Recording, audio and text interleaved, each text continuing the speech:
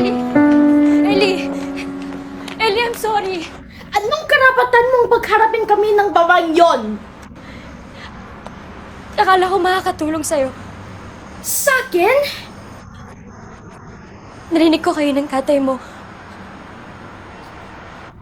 Kargo ko yung pamilya ko, Mia. Labas ka na doon! Naisip ko it would help you move on. Move on from what? From everything that's keeping you from moving on. Bakit? Ano bang alam mo sa nararamdaman ko? Ano mo ba yung mga pinagdaanan ko?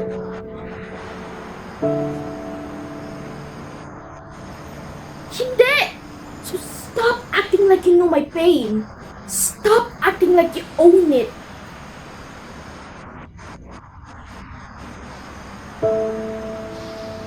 Pwede mong sabihin kung kailan ako mag-move on. Kahit si Celine na kasama ko, na alam ang lahat, hindi pinakialaman ang mga desisyon ko. Hindi ako si Celine. So stop comparing me to her.